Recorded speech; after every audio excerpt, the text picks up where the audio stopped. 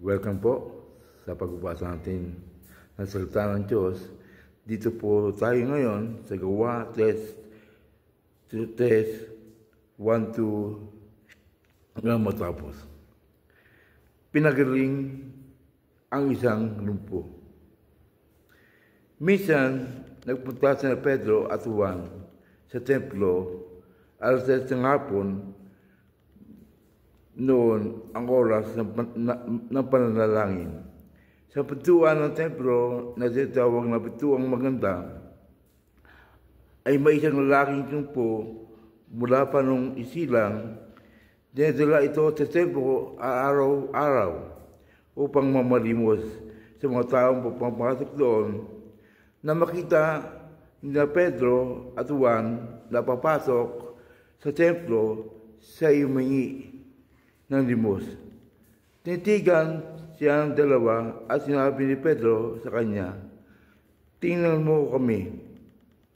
Tumingin nga siya sa kanila sa pag-asang siya lilimusan.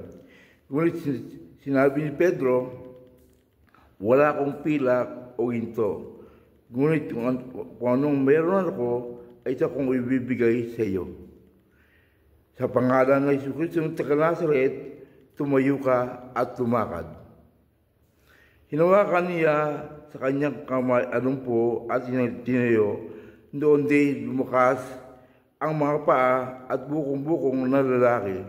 Palukso-lukso itong tumayo at nagsimulang lumakad. Pumasok siya sa templo kasama nila. Naglalakad, lumulundag at nagpupuri sa Diyos.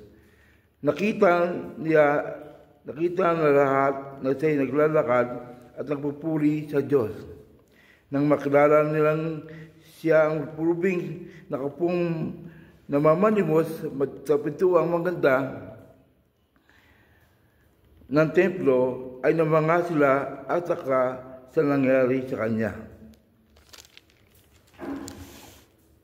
Habang nakabak siya sa kanila Pedro at Juan sa lagoon na tinatawag na Portico de Solomon, patakbo, lumapit sa kanila ang mga taong tangka-taka sa nangyari. Nang makita ni Pedro ang mga tao, sabi niya, "Mga Israelita, bakit kayo nagtataka sa nangyayaring ito? Bakit nyo kami tititigan? Kalaban ninyo'y napalakad namin siya dahil sa sarili namin kapangyarihan o kabanalan.